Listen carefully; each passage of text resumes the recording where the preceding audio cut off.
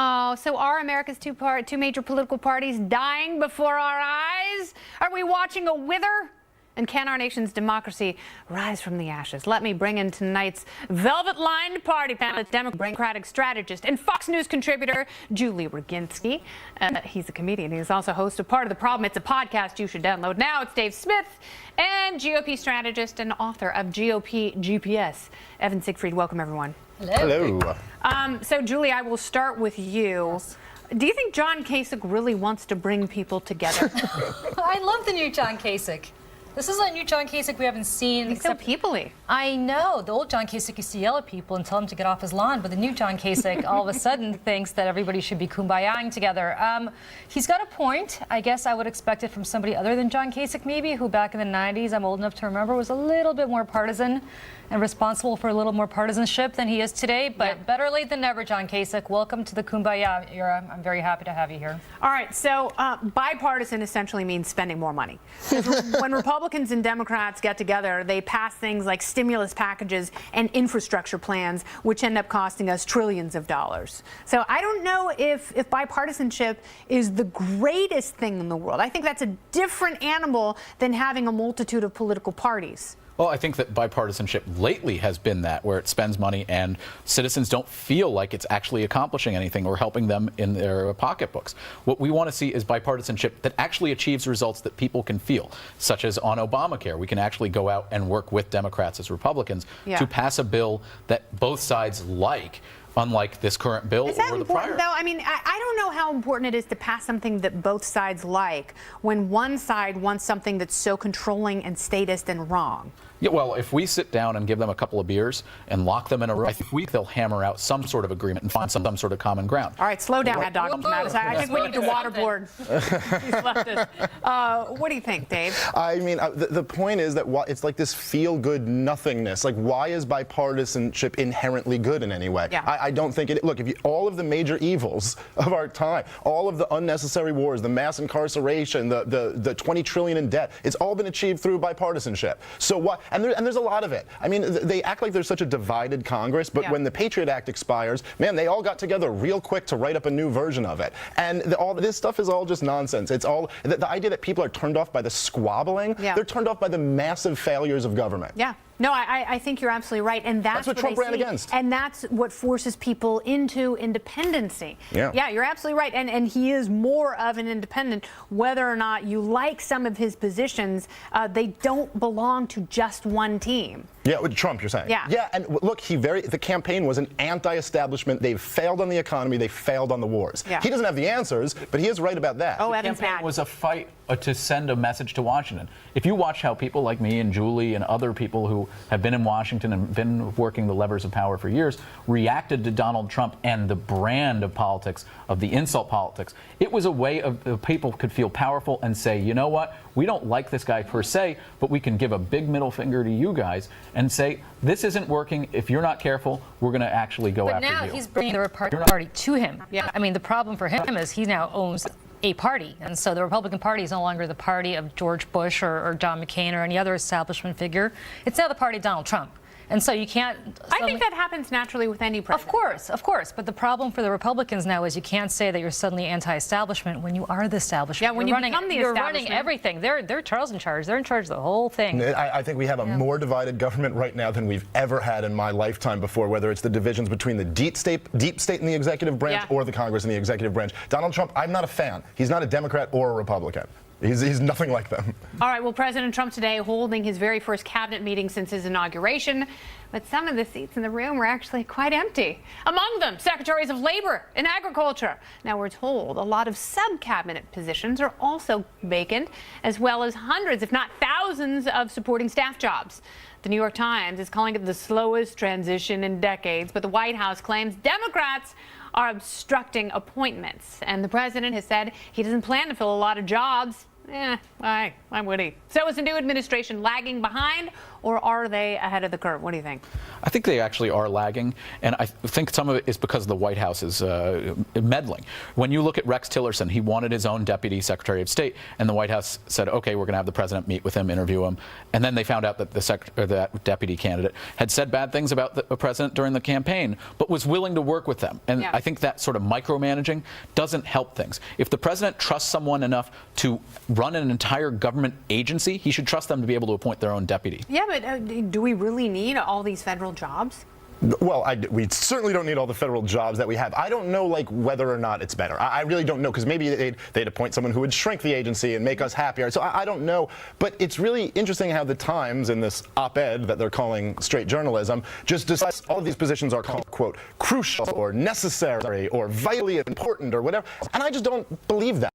I don't know. But the truth is, we spend about $4 trillion a year. We can cut half of it and have the same size government we had under George W. Bush. Yeah. And if you try to cut, like tinker with $30 billion, they'll tell you it's the apocalypse. Yeah. So the idea that this is a disaster because he hasn't filled these jobs, I don't see any evidence All of it. evidence to the contrary. Yeah. No, I mean, we just got a phenomenal jobs report, and there are other economic indicators that show people, businesses, and banks very optimistic. So. That's not on him, though. You got to admit, that jobs report, he's done nothing. He hasn't passed tax reform. He hasn't passed a budget. That's left over from the previous guy. I will say, that might be people going, I'm going to give up some jobs. I don't know about that. Those jobs are kind of, leading indicators. But I will also say that if you're Rex Tillerson, you probably think those jobs are necessary. You can't run the entire State Department by yourself. And blaming Democrats for not getting through nominees that haven't been nominated yet, that's kind of, that's magical thinking. What about the ones who have been nominated and the appointments? So every cabinet secretary has been confirmed that's been nominated. The problem is he hasn't nominated people yet, or hasn't had them held up for a hearing. Again, Republicans control everything. You can't keep blaming Barack Obama for stuff anymore. You can't blame Barack Obama. But what about Chuck Schumer, who says we're going to slow walk this as much as possible? They got rid of the filibuster. Can't filibuster these guys anymore. So Harry Reid did it. So you know what, you Nothing guys left for him to do, but Pottery Barn, you break it, you own it. With that elastic band. Right. Oof. An elastic band ever given someone a double black eye and sunglasses for months. I'm going to see the panel a little later. Buyer's remorse. Did we pick the wrong billionaire to be president? And does Mark Cuban even know what libertarianism is? Party panel is back. Julie Waginski, Dave Smith, and Evan Siegfried. Dave, I'll go to you first. Libertarian at heart, except for the part where he wants to project an entire entitlement on. It's always like followed right away with what government you need. It's always like I'm an abolitionist at heart, but I need like 3 slaves, and then everything. Right. But either way, it's a nice thing for libertarians. It's kind of how far we've come, that this term is out there in the mainstream. They know who we are. Look, there's still a lot of misconceptions about the philosophy, but I think I kind of like it in a way. So that my instinct is always to focus on where you're not truly a libertarian, but I'll take it as a victory. Well, and if he runs in 2020, he's going to run. That's Kanye's year. As a that's perfect vision. That's absolutely right. He's going to have to wait till like 2028. It's going to be a while. Do you think that we've entered the era of blowhard billionaire president? Kanye, Mark Cuban, Oprah. Can we just go back to people who actually know how to do this stuff for a living? Donald Trump. Oh, old white guys. Old white, so or racist, a black guy. I like the old black guy. The old black guy knew what he was doing, not just the white guys. The last 44 were great. Any one of them. All of them were great? Any one of them knows more than Donald Trump or Mark Cuban. James Polk? Even McKinley? Even McKinley. Even Buchanan knew how to destroy a union better than these two morons would. You could throw a dart in the middle of New York City and hit someone who would be a better president than Bush or Obama. Do you think Democrats want a libertarian? Okay. I think that, first of all, Mark Cuban can identify any way he so chooses. But let's be honest, Democrats don't want a libertarian. They want somebody who's going to stand up to Trump. And if Mark Cuban were to be serious about a presidential run, he'd have to run as a Democrat, because if he runs as an independent, he spoils it and gets Trump reelected, because he'll split the Democratic vote. Maybe he'll be another President Buchanan. He'll be like Pat Buchanan. And it's not going to end well for anyone. No, it wouldn't end well for him. Ended well for Clinton. Go Pat Buchanan. We loved Buchanan in 92. Absolutely right, yeah. We loved him. We miss you. No, we don't. And next time you go out to eat, you may notice that the check is a little bigger than usual. And it's not because you sprung for the sweet potato salad. It's because restaurants are now reportedly adding a labor surcharge in order to provide a higher salary to their staff to meet the new minimum wage hikes. The practice will begin in states like Colorado, Arizona, California, and New York. Surcharge expected to be about 3 to 4% of the bill, and it's likely to leave 100% of consumers upset. So if you get 3 to 4% extra added onto your bill, you're assuming that's part of the tip, so you tip less, right? Quite possibly. I mean, that's another, right, costs get passed down. The one thing that I like about this is at least it's very blatant, so you see what's happening. But truthfully, the minimum wage, it's just one example. Everything that government imposes on a business adds a cost. Yeah. There's no way around that. It's every compliance with a regulation, every tax adds a cost to the business. Sure. It's a fact.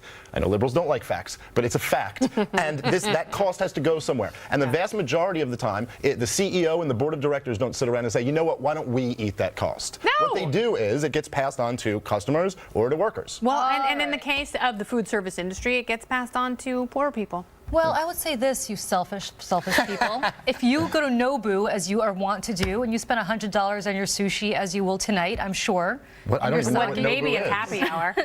At happy hour, exactly. That's what, 2-3%? That's an extra $2 to $3 that you would give to some poor server who now is able to afford to pay totally for his family. Right. Spoken through the. That's how liberals look at the world. How? But what you don't is that it's Generously. Like, That's yeah. how Why we look at wouldn't the you? world. Why That's wouldn't you not pay generous, another that's $2, forced. $3? No. I mean, I can afford to pay another $2, $3. Who can't afford to pay another $2, Wait a $3? second. Who can't Poor do it are the people- people who are poor, working class. Because who they're not work- spending $100 You on don't a even They're get going a to McDonald's. $15 They're going to all these. So But it's also McDonald's, you gonna- spend $5 in a Big Mac. What's $5? What's 2-3%? The point is, it'll be $5? more if you raise the minimum wage. Oh my But it's goodness. still, 3%, even by that's doing what they that, said. it's going to change consumer behavior because you're passing the cost on the consumer, and the consumer change consumer behavior because you're passing the cost on the consumer, and the consumer is not going to go there. And things like this, the fight for 15, actually perpetuate the decline and the change to automation. Yep. Soon, I've I'm going to be heard ordering from iPad versus a server. 185,000%. I've heard this for so many years that minimum wage is going to destroy the economy. We keep raising the minimum wage. The economy seems to be doing It's happening now. How is, as Bernie Sanders rightfully, but he doesn't get much right, how is income inequality done in those years? As we've kept raising the minimum wage, has it gotten better or has it gotten worse? This is actually a better way to get rid of income inequality because while you're spending $100 at Nobu or somewhere else, this person can't afford to pay for their kids. You're Why don't saying we we've just pay raised the everybody the minimum same wage. salary You're saying we've Okay, done but this. that assumes zero-sum function in the economy. Right. And that's not only a fallacy, it's dead wrong. How is it assuming zero-sum function in the economy? Because if I'm spending $100, that means a poor person can't spend any money over here because I've got all the money that I'm No, spending wrong. because there's just one pie and I have a bigger piece of it. No. That is malarkey No, nonsense that's not what I'm on saying. its face. That's saying if I have $100 to spend at Nobu, there is absolutely no interaction, no interface between what I'm doing and what you can't afford for your kid for a variety of reasons. And the perhaps. server there that gets an extra $2 to $3 for every person that spends $100 at Nobu, that adds up for that person over the course of a night or a month or a year. $15 is not going to be the minimum wage. $15 is going to be the maximum wage, and there will be no mobility in the economy. And there is nothing that kills the economy faster than immobility. But Automation. automation and The robots. majority of jobs lost since 1980 in the United States Yep. weren't to trade. It was due to automation. Exactly. And that's the due reality. to automation, But that's our not robot minimum wage. overlords are telling me Automation that I hasn't have to hit us wrap up here. this segment. You guys, thank you so much. Goodbye. Dave and Julie. Thanks, guys. Love it. Thanks, All right. Kennedy.